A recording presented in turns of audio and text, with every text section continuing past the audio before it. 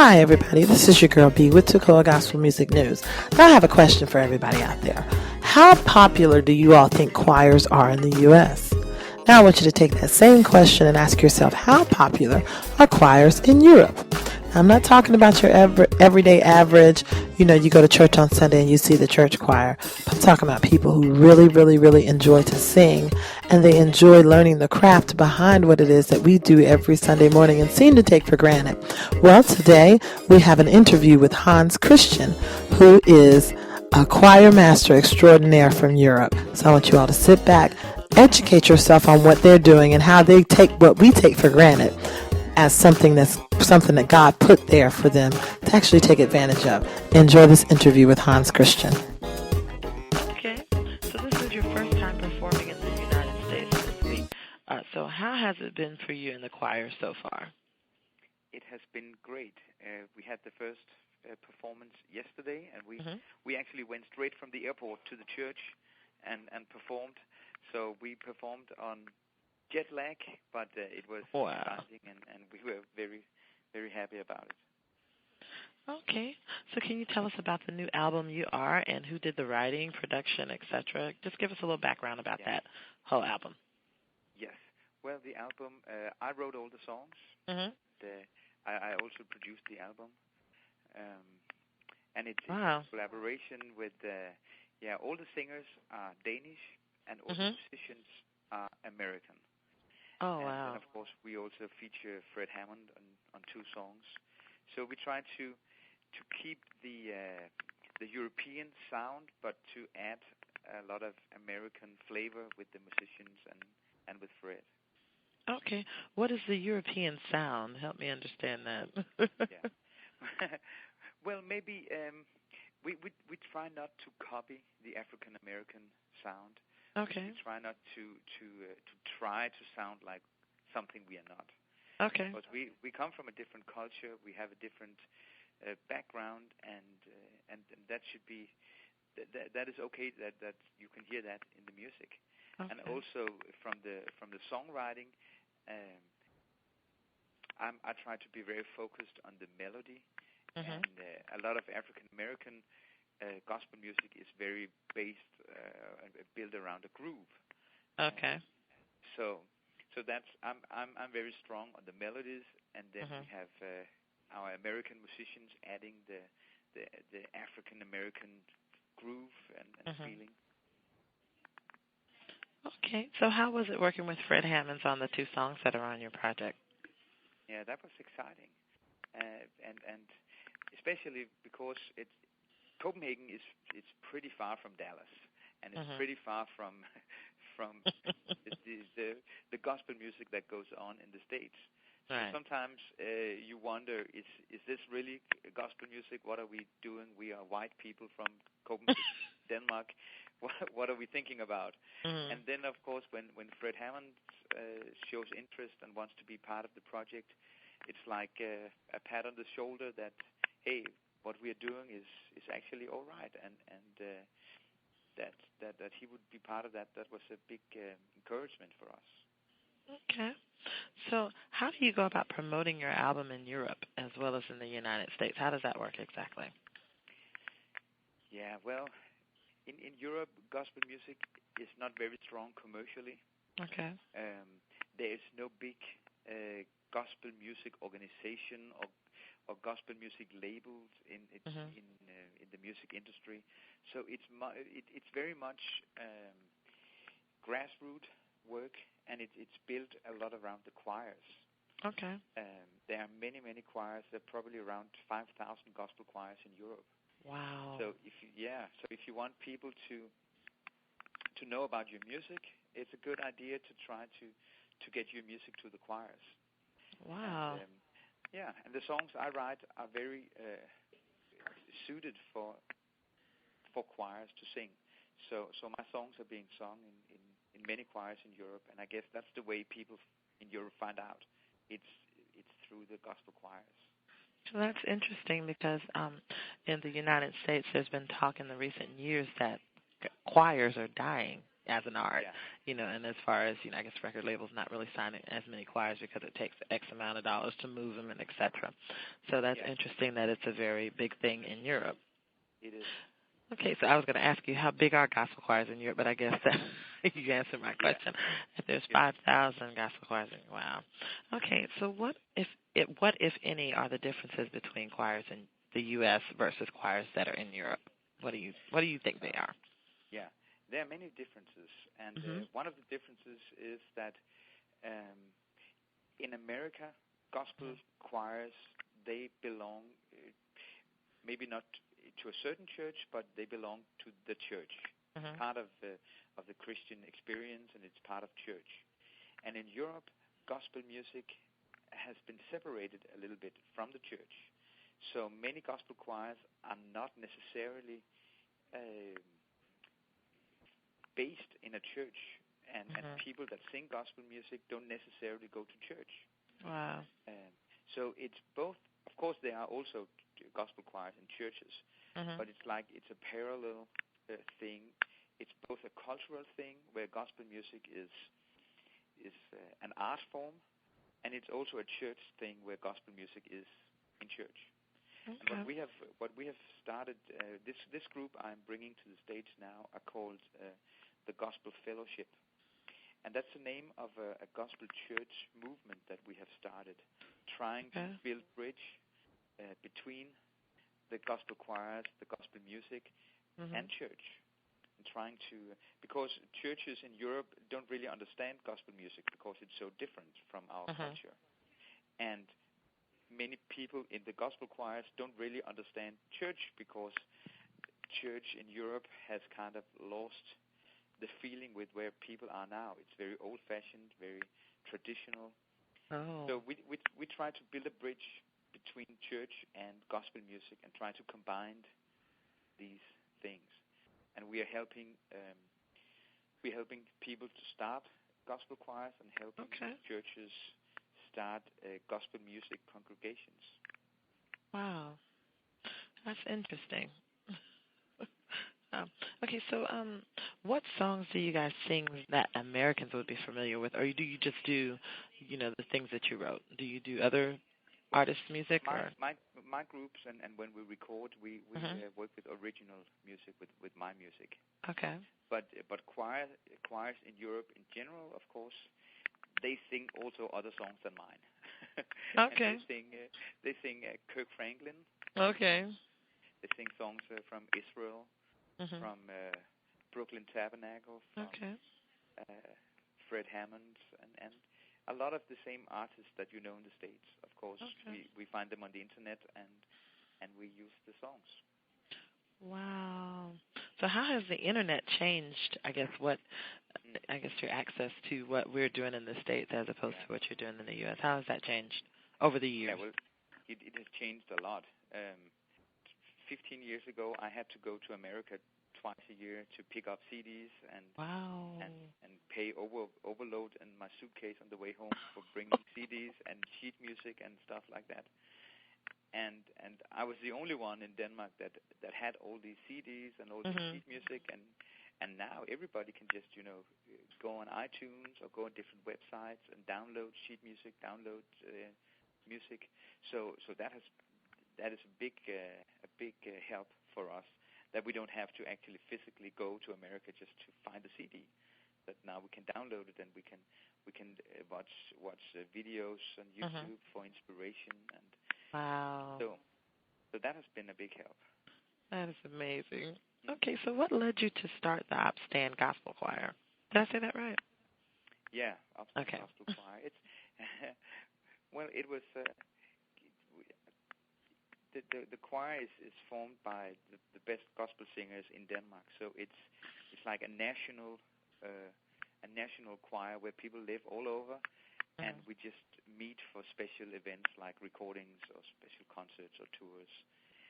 And each all of the singers in their own cities are gospel music leaders.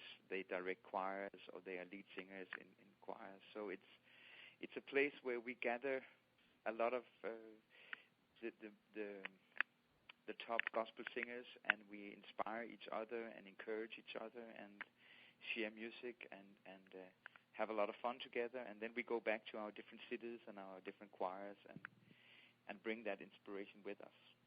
Wow. Okay, so can you tell us a little bit about the International School of Gospel Music, and how can somebody American attend that? I thought that was interesting that you started that. So. Yeah.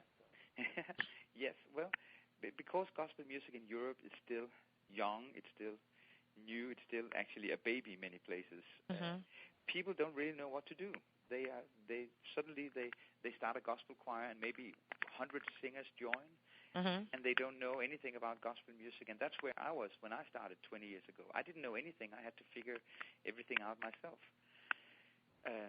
So I'm very much in touch with what people need when they start, and they don't know the culture of gospel music. They don't know the tradition. They don't know anything. So on the International School of Gospel Music, we try to equip them. We train the directors. We train the lead singers. Teach the pastors how to include gospel music in their churches, and train musicians how to play gospel music.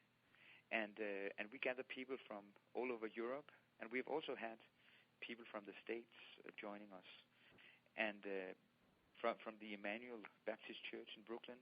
Okay. That's also the church that has invited us to New York for this tour we're doing now. Right. And if you want to find out more, you can go to my website, which is hanschristianpresents.com. Wow. And you should join us.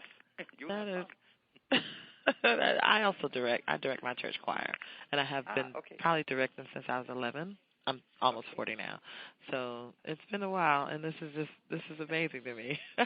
Yeah, it's really amazing. When you were in Germany, how long time ago was that? I was in Germany for 3 years. I think it's between the ages of 8 and 11, and the church that we attended was on the base, the Army base and whatnot. Yeah. But we would always have, I was talking about this the other day, they had musicals, and we would go, our church choir would go to the different musicals throughout Germany, and they would sing, Yeah. So, but it's huge in Germany now, gospel music. Yeah. I lead a choir in Germany. I'm the music director that has 5,000 voices. Is that how do you say it, Kirchentag? Did I say that right? Kirchentag, yeah. Okay, good. All right. So it's, a lot of things has happened in Germany since you were there with gospel music. Wow. So can you tell us a little bit about the Gospel Kirchentag and the 5,000 voice mass choir? I think basically the setup and the idea is probably a little bit like GMWA. Okay. That you gather for some days and you have workshops, and that's where you get the feeling of really being part of a big movement. It's the biggest gospel music event in Europe, and it takes place different places in Germany. Move from city to city like the GMWA does in America. Okay. So what kind what kind of clinicians do you all bring in when you get ready to do this particular festival? But who do you all bring in to do the teaching or to run the workshops? Yeah, well, that's actually what I'm being brought in to do. Okay. I'm not the organizer of the workshop. I'm a guest invited to be the musical director and teacher for this, and so that would be me for a specific event. Wow. All right. So if someone, and this is one thing that a lot of, artists in the United States they want to get that invitation to come to Europe. That's like the one thing that a lot of people talk about. Oh, if I can get an invitation to go to Europe. So how does somebody go about, getting invited to something of that nature, or well, to come and perform in Europe? I'm just asking. I think first of all, if you're an American artist and you want to go to Europe, you should really be focused on what can you bring that people would appreciate in Europe, and what we need like I said, with the choirs are very essential. So if you are able to work with choirs, if you're able to bring songs that are good for choirs, that's a big start. If you want to come and be a star and sing, that's a little bit harder. But you want to come, direct a choir, sing with a choir, work with a choir, be part of something, and not be the star of something. Okay. That's a very good place to start. Wow. Okay. So who are some of your favorite gospel artists, or who are your influences? Well, I'm a big fan of Kirk Franklin and also of Israel. I think they are wonderful artists, and as a songwriter, they have inspired me a lot. Okay. Are there any other people that might be not as well known that you like? Somebody that, we might not have heard of. That you might not have heard of? Yeah, or somebody in Europe, or Well, I think my main influences would come from the States. Okay. Okay, that's fair. Okay, so who are some of the people that you're listening to right now? So do you listen to other artists, and so who would they be? Yeah. Well, I right now I listen a lot to Israel. Okay. With his songs and yeah, that is what I'm listening to right now actually. All right. Israel Hutton. We were talking about him this morning. I don't know if you've heard about him. Yeah, I have. I like him too. Yeah, I like him too. Okay, so what would you like people to know about what it is that you do? If you had to put that maybe into one statement, just about, what you wish to accomplish with your tour this week, as well as, your overall music ministry. Yeah. I don't know if I can do it in one sentence. Oh, you can go. That's fine. Yeah. Many sentences as you need. Comes to mind, and that is changing the world. Okay. And being part of something bigger than me, being part of something that can change the world, and that's actually a new movement also in Europe. That we have all this gospel music, all these gospel choirs, and we come together and we sing, and everybody is excited and energized.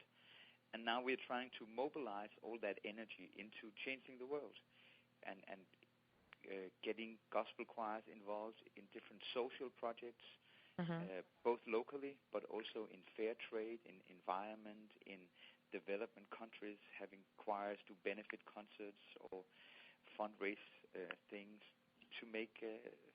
We have a lot of stuff in Europe, and we have everything we need, and we have these many thousands gospel choirs, and we are trying to mobilize them now to start making a difference, not just to come together to have a good time, but also come together to work actively in changing the world.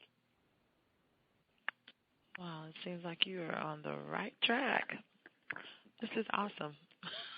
So you're going to be a part of I'm doing a series, I guess, on my website about choirs, because, I'm real big on choirs, of course, because I direct as well. Yeah.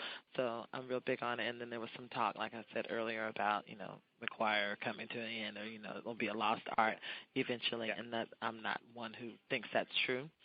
So you'll be a part of this. Yeah, you'll be a part of this series. So I really appreciate your time. If somebody wanted to find you online besides your website, where could they go to find you online or to find your music? Well, of course, I'm on Facebook, so if they enter my name in Facebook search, I will pop right up. Okay. And also, maybe you would be able to find some music on my website. You can actually download sheet music for a lot of the songs I've written for choirs, and there are also instructional videos on telling the story behind the songs and stuff like that. So it's a real page for choir lovers, I think. Okay. This is very interesting. And you said you're from Copenhagen? From Denmark? Copenhagen, Denmark, yes. Wow. That's interesting. Well, I appreciate the work that you're doing all the way on the other side of the world. So you continue to keep that up. And if somebody was interested in bringing you all back, I know you're here now, but if somebody was interested in bringing you all back, who would they reach out to? Well, they would just reach out to me via my website. And yeah. Okay. Okay, well, I appreciate your time today, Hans. It was really interesting talking to you. Yes, you too. Thank you for taking your time also. No problem. And you have a good day and enjoy the rest of your time here. All right. In the U.S. Thank you. Okay. Pick up some good Bye-bye. music before you leave. Bye-bye. I will. I will. Bye. All right. Thank you. Bye-bye.